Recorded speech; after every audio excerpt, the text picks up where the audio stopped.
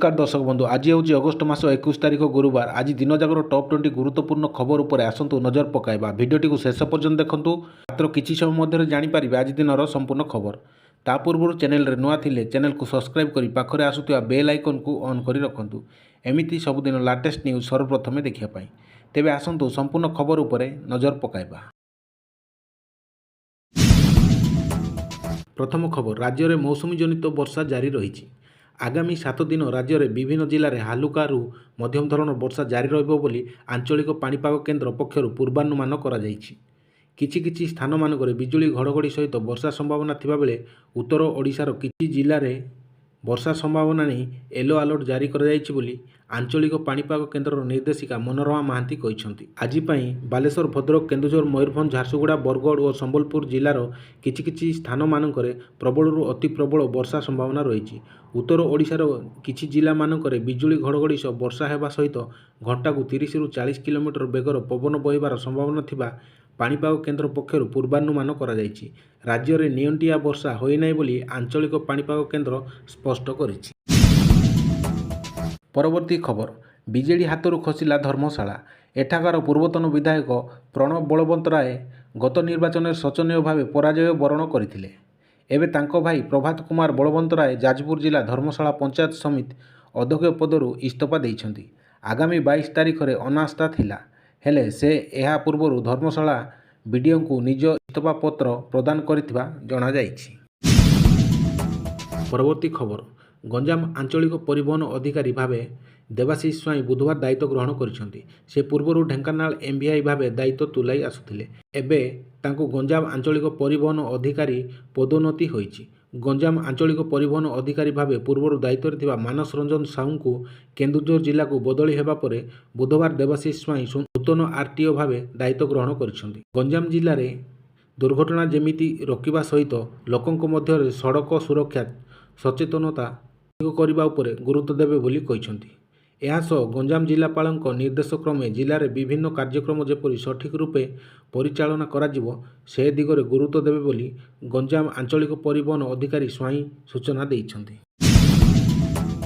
परवर्ती खबर, सर्जरी विभाग को चिकित्सा पई आसीछंती मुख्यमंत्री मोहन चरण माझी धर्मपत्नी प्रियंका मारांडी। कौनसी एक अस्त्रोपचार पई से आसीथिबा सूचनारू जणा पड़िछि। एने संध्यार एससीबी कर्तृपक्ष सूचना देइछंती। परवर्ती खबर, मुख्यमंत्री मोहन चरण माझी लोकसभा भवन में बुधवार नुआदिल्ली नूतन ओडिशा भवन निर्माण कार्य संपर्क में समीक्षा करिसेंती। नुआदिल्ली चाणक्यपुरी अंचल में यह भवन पुनर्निर्माण करा जाउछि। एही बैठक में मुख्यमंत्री देशर राजधानी नुआदिल्ली में निर्मित हेबाक थिबा एही नुआ भवन में ओडिशार समृद्ध प्रस्तर कारुकार्य, ओडिया परंपरा और संस्कृतिर झलक प्रतिफलित करने पाई आर्किटेक्ट को परामर्श देइथिले। एही निर्माण प्रक्रिया यथाशीघ्र आरंभ करने पाई मुख्यमंत्री बैठक में उपस्थित अधिकारी मानकु निर्देश देइछंती। परवर्ती खबर, मेट्रो रेल प्रकल्पर अनिश्चितता नहीं संसद में प्रश्न उठाई बीजेडी एमपी संबित पात्र। केंद्र सरकार निकटर प्रकल्पर वर्तमान स्थिति विषय से स्पष्टीकरण मागिछंती। संसद अधिवेशन में एमपी संबित पात्र केंद्रीय गृह और नगर व्यापार मंत्री कौशल किशोर को पचारिछंती भुवनेश्वर मेट्रो प्रकल्प बातिल है अनिर्दिष्ट काल पई अटकी रही बोली जो खबर आसुची ता सरकार को ज्ञातसार अछि कि नाही बोली से प्रश्न करिछि। परवर्ती खबर, बुधवार नामांकन भरिचंती एनडीए उपराष्ट्रपति प्रार्थी सीपी राधाकृष्णन। दलीय नेता उपस्थित राधाकृष्णन गतकाली नामांकन भरिचंती। केंद्र स्वराष्ट्र मंत्री अमित शाह, प्रतिरक्षा मंत्री राजनाथ सिंह, केंद्र स्वास्थ्य मंत्री एवं भाजपा सभापति जेपी नड्डा एवं केंद्र परिवहन मंत्री नितिन गडकरी महाराष्ट्र राज्यपाल राधाकृष्णन सहित रिटर्निंग ऑफिसर सम्मुख में तांकर नामांकन दाखल करिथिबा सूचना रही। परवर्ती खबर, विशिष्ट साहित्यिक पद्मश्री विनोद पसायत परलोक घटी। 91 वर्ष बयस आखि बुझिछंती पद्मश्री विनोद पसायत। संबलपुर सदर हस्पिटाल चिकित्साधीन अवस्था परलोक होईछि। वार्धक्य जनित रोग में पीड़ित होई से चिकित्सित होउथिले बोली सूचना रही। परवर्ती खबर, बलांगीर जिला कृषक महासंघ पक्षर 10 दफा दाबी नहीं बुधवार जिलापाल कार्यालय सम्मुख में गणधारणा देइछंती। सार कला बजार बंद, धान पंजीकरण समय वृद्धि, बलांगीर में कृषि विश्वविद्यालय प्रतिष्ठा समेत 10 दफा दाबी पूरण करने दाबी करिछंती। ଦାବି ପୂରଣ ନହେଲେ ଆଗକୁ ଆନ୍ଦୋଳନ କରାଯିବ ବୋଲି ମହାସଂଘ ପକ୍ଷରୁ ଚେତାବନୀ ଦିଆଯାଇଛି। ପରବର୍ତ୍ତୀ ଖବର, ରାଜ୍ୟର ସମସ୍ତ ଶିଶୁ ବାଟିକା ଠାରୁ ଅଷ୍ଟମ ଶ୍ରେଣୀ ପର୍ଯ୍ୟନ୍ତ ଛାତ୍ରଛାତ୍ରୀଙ୍କୁ 11 ଦିନର ଚାଉଳ ସହ ରନ୍ଧନ ବାବଦ ଟଙ୍କା ପ୍ରଦାନ କରାଯିବ। ପ୍ରଧାନ ଶିକ୍ଷକମାନେ ତୁରନ୍ତ ପିଲାଙ୍କୁ ଏହା ବଣ୍ଟନ କରି ସରକାରଙ୍କୁ ଜଣାଇବେ। ଏଥିପ୍ରତି ଜିଲ୍ଲା ଶିକ୍ଷା ଅଧିକାରୀ ଏବଂ ଜିଲ୍ଲାପାଳ ଗୁରୁତ୍ୱ ଦେବାକୁ ବିଦ୍ୟାଳୟ ଓ ଗଣଶିକ୍ଷା ବିଭାଗ ପକ୍ଷରୁ ମଙ୍ଗଳବାର କୁହାଯାଇଛି।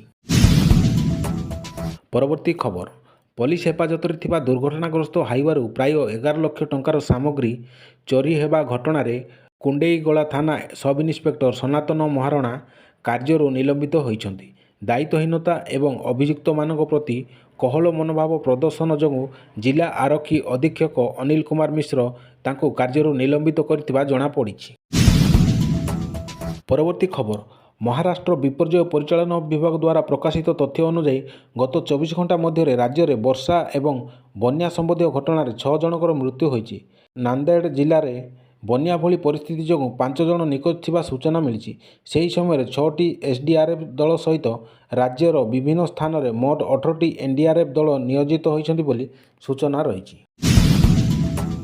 ପରବର୍ତ୍ତୀ ଖବର, କୋରାପୁଟ ଗଞ୍ଜେଇର ଚାହିଦା ଦିଲ୍ଲୀ ଓ ପଞ୍ଜାବରେ ଢେର ଅଧିକ ରହିଛି। ବୁଧବାର ଜଣେ ଯୁବକ ଜୟପୁରରୁ ଗଞ୍ଜେଇ ନେଇ ଟ୍ରେନ୍ରେ ଲୁଧିଆନା ଯିବାବେଳେ ଜିଆର୍ପି ପୁଲିସ ହାତରେ ଧରାପଡ଼ିଛନ୍ତି।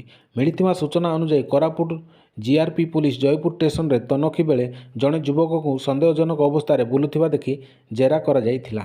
ଜୟପୁର ଷ୍ଟେସନରେ ପଞ୍ଜାବର ଲୁଧିଆନା ଅଞ୍ଚଳର ଓସମାନ ନାମକ ଯୁବକ ଏକ ବସ୍ତାରେ 10 କେଜି ଗଞ୍ଜେଇ ନେଇ ସମଲେଶ୍ୱରୀ ଟ୍ରେନ୍କୁ ଅପେକ୍ଷା କରିଥିଲେ। ସେ ଏହି ଟ୍ରେନ୍ରେ ରାୟଗଡ଼ା ଯାଇ ସେଠାରୁ ପୁଣି ଟ୍ରେନ୍ ପରିବର୍ତ୍ତନ କରି ଦିଲ୍ଲୀ ଯାଇଥାନ୍ତେ। ଜିଆର୍ପି ପୁଲିସ ଚଢ଼ଉ କରି ଯୁବକକୁ କାବୁ କରିବା ସହ 10 କେଜି ଗଞ୍ଜେଇ ଜବତ କରିବାରେ ସଫଳ ହୋଇଛି। ପରବର୍ତ୍ତୀ ଖବର, ଗତକାଲି ଉପମୁଖ୍ୟମନ୍ତ୍ରୀ ପ୍ରଭାତୀ ପରିଡ଼ାଙ୍କ ଦ୍ୱାରା ବଳଙ୍ଗା ଥାନା ଅଧୀନସ୍ଥ ସାହି ସ୍ୱଶାସନ ଓ ବଳଙ୍ଗା ମହାବିଦ୍ୟାଳୟଠାରେ ଶ୍ରେଣୀଗୃହର ଶୁଭ ଭିତ୍ତିପ୍ରସ୍ତର ସ୍ଥାପନ ସହ ନୂତନ ଗୃହ ଉଦ୍ଘାଟନ ଉତ୍ସବ ଅନୁଷ୍ଠିତ ହୋଇଯାଇଛି। ଉପମୁଖ୍ୟମନ୍ତ୍ରୀ ପ୍ରଭାତୀ ପରିଡ଼ାଙ୍କ ଦ୍ୱାରା ପ୍ରଥମେ ବଳଙ୍ଗା ମହାବିଦ୍ୟାଳୟ ପରିସରରେ ଥିବା ସରକାରୀ ଧନ୍ଦାମୂଳକ ଉଚ୍ଚ ମାଧ୍ୟମିକ ବିଦ୍ୟାଳୟରେ 27 ଲକ୍ଷ ଟଙ୍କାରୁ ଉର୍ଦ୍ଧ୍ୱ ଓ ବଳଙ୍ଗା ମହାବିଦ୍ୟାଳୟରେ 1 କୋଟିରୁ ଉର୍ଦ୍ଧ୍ୱ ଟଙ୍କା ବ୍ୟୟରେ ନୂତନ ଗୃହ ଉଦ୍ଘାଟନ ହୋଇଯାଇଛି ବୋଲି ସୂଚନା ରହିଛି। ପରବର୍ତ୍ତୀ ଖବର, ବୁଧବାର ଓଡ଼ିଶାର ଚାନ୍ଦିପୁର ସ୍ଥିତ ଇଣ୍ଟିଗ୍ରେଟେଡ୍ ଟେଷ୍ଟ ରେଞ୍ଜରୁ ଅଗ୍ନି-5 ମଧ୍ୟମ ଦୂରଗାମୀ ବାଲିଷ୍ଟିକ୍ ମିସାଇଲର ସଫଳ ପରୀକ୍ଷଣ କରିଛି। ପ୍ରତିରକ୍ଷା ମନ୍ତ୍ରାଳୟର ବିବୃତ୍ତି ଅନୁଯାୟୀ ଏହି ପରୀକ୍ଷଣରେ ମିସାଇଲର ସମସ୍ତ କାର୍ଯ୍ୟକାରୀ ଓ ବୈଷୟିକ ପାରାମିଟର ଯାଞ୍ଚ କରାଯାଇଛି। ଏହି ପରୀକ୍ଷଣ ଷ୍ଟ୍ରାଟେଜିକ୍ ଫୋର୍ସେସ୍ କମାଣ୍ଡର ତତ୍ତ୍ୱାବଧାନରେ କରାଯାଇଥିଲା। ପରବର୍ତ୍ତୀ ଖବର, କେନ୍ଦ୍ର ଗୃହମନ୍ତ୍ରୀ ଅମିତ ଶାହଙ୍କ ଟାର୍ଗେଟ ସମୟ ଯେତିକି ପାଖେଇ ଆସୁଛି ନକ୍ସଲ ମଧ୍ୟ ସେହି ତୁଳନାରେ ସଂଗଠନ ଛାଡ଼ି ଆତ୍ମସମର୍ପଣ କରୁଛନ୍ତି। ଏହି କ୍ରମରେ ଛତିଶଗଡ଼ର କୋଣ୍ଡାଗାଓଁ ଜିଲ୍ଲା ପୁଲିସ ନିକଟରେ ଦୁର୍ଦ୍ଦାନ୍ତ ମାଓ ଦମ୍ପତିଙ୍କ ସମେତ 4 ଜଣ ନକ୍ସଲ ଆତ୍ମସମର୍ପଣ କରିଛନ୍ତି। ଏସିପି ବାଇ ଅକ୍ଷୟ କୁମାରଙ୍କ ସମ୍ମୁଖରେ ଲକ୍ଷ୍ମଣ କରାମ ଏବଂ ତାଙ୍କ ପତ୍ନୀ ମାଡ ଓରଫ ଜରିନା, ସୁଖରାମ ଏବଂ ବୁଧୁରାମ ଆତ୍ମସମର୍ପଣ କରିଛନ୍ତି। ଏମାନଙ୍କ ମଧ୍ୟରୁ ଲକ୍ଷ୍ମଣ କରାମ ମୁଣ୍ଡରେ 8 ଲକ୍ଷ, ପତ୍ନୀ ଜରିନାଙ୍କ ମୁଣ୍ଡରେ 5 ଲକ୍ଷ, ସୁଖରାମଙ୍କ ମୁଣ୍ଡରେ 8 ଲକ୍ଷ ଏବଂ ବୁଧୁରାମଙ୍କ ମୁଣ୍ଡରେ 1 ଲକ୍ଷ ଟଙ୍କାର ପୁରସ୍କାର ଥିଲା ବୋଲି ସୂଚନା ରହିଛି। ପରବର୍ତ୍ତୀ ଖବର, କେନ୍ଦ୍ର ସରକାର ବୁଧବାର ଲୋକସଭାରେ 3ଟି ଗୁରୁତ୍ୱପୂର୍ଣ୍ଣ ବିଲ୍ ଆଗତ କରିବାକୁ ଯାଉଛନ୍ତି। ଯଦି ପ୍ରଧାନମନ୍ତ୍ରୀ, ମୁଖ୍ୟମନ୍ତ୍ରୀ କିମ୍ବା କୌଣସି ମନ୍ତ୍ରୀଙ୍କୁ କୌଣସି ଗୁରୁତର ଅପରାଧିକ ମାମଲାରେ ଗିରଫ କରାଯାଏ ତେବେ ତାଙ୍କୁ ପଦରୁ ହଟାଇ ଦିଆଯାଇପାରିବ। ବିଲ୍ ମାଧ୍ୟମରେ ସରକାର ଏ ସମ୍ପର୍କରେ ଏକ ଆଇନ କରିବାକୁ ଯାଉଛନ୍ତି ବୋଲି ସୂଚନା ରହିଛି। ପରବର୍ତ୍ତୀ ଖବର, ଦିଲ୍ଲୀ ମୁଖ୍ୟମନ୍ତ୍ରୀ ରେଖା ଗୁପ୍ତାଙ୍କ ଉପରେ ଆକ୍ରମଣ ହୋଇଛି। ସେ ସିଭିଲ ସାଇନ୍ସ ସ୍ଥିତ ତାଙ୍କ ସରକାରୀ ବାସଭବନରେ ଏକ ଜନଶୁଣାଣି କରୁଥିଲେ। ତାଙ୍କ ଉପରେ ଆକ୍ରମଣ ହୋଇଥିଲା। ମୁଖ୍ୟମନ୍ତ୍ରୀଙ୍କୁ ଆକ୍ରମଣ କରିଥିବା ବ୍ୟକ୍ତିଙ୍କୁ ଅଟକ ରଖାଯାଇଛି। ସୂଚନା ମିଳିଛି ଯେ ଜନଶୁଣାଣି ସମୟରେ ଜଣେ 41 ବର୍ଷୀୟ ବ୍ୟକ୍ତି ମୁଖ୍ୟମନ୍ତ୍ରୀଙ୍କ ପାଖକୁ ତାଙ୍କ ଅଭିଯୋଗ ନେଇ ପହଞ୍ଚିଥିଲେ କିନ୍ତୁ ହଠାତ୍ ସେ ମୁଖ୍ୟମନ୍ତ୍ରୀଙ୍କୁ ଆକ୍ରମଣ କରିବାକୁ ଚେଷ୍ଟା କରିଥିଲେ ବୋଲି ସୂଚନା ରହିଛି। ପରବର୍ତ୍ତୀ ଖବର, ପ୍ରଧାନମନ୍ତ୍ରୀ ନରେନ୍ଦ୍ର ମୋଦି ବୁଧବାର ପୂର୍ବତନ ମୁଖ୍ୟମନ୍ତ୍ରୀ ତଥା ବିରୋଧୀ ଦଳ ନେତା ନବୀନ ପଟ୍ଟନାୟକଙ୍କ ସହ ଫୋନ୍ରେ କଥା ହୋଇଛନ୍ତି। ମୋଦି ନବୀନଙ୍କ ସ୍ୱାସ୍ଥ୍ୟାବସ୍ଥା କଥା ପଚାରି ବୁଝିବା ସହ ତାଙ୍କର ଆଶୁ ଆରୋଗ୍ୟ କାମନା କରିଛନ୍ତି। ଏଥିସହିତ ନବୀନଙ୍କୁ ବିଶ୍ରାମ ନେବାକୁ ପରାମର୍ଶ ଦେଇଛନ୍ତି ମୋଦି। ସମ୍ପୂର୍ଣ୍ଣ ସୁସ୍ଥ ହେବା ପରେ ଦିଲ୍ଲୀ ଆସିଲେ ନବୀନଙ୍କୁ ଭେଟିବାକୁ ବି କହିଛନ୍ତି ପ୍ରଧାନମନ୍ତ୍ରୀ ମୋଦି। ପରବର୍ତ୍ତୀ ଖବର, ଏଣିକି ଷ୍ଟାଣ୍ଡାର୍ଡ ନଥିବା ପିଲା ପାସ୍ ହେଲା ପର୍ଯ୍ୟନ୍ତ ସେହି କ୍ଲାସରେ ରହିବେ। ପୂର୍ବ ସରକାରରେ ପାସ୍ ଫେଲ୍ ବ୍ୟବସ୍ଥା ନଥିଲା। ବର୍ତ୍ତମାନର ସରକାରରେ ପାସ୍ ଫେଲ୍ ବ୍ୟବସ୍ଥା ରଖାଯାଇଛି। ପିଲା କ୍ଲାସରେ ଫେଲ୍ ହେଲେ ପୁନର୍ବାର କିଛି ଦିନ ଭିତରେ ପରୀକ୍ଷା ଦେଇ ପାସ୍ କରିବାକୁ ପଡ଼ିବ।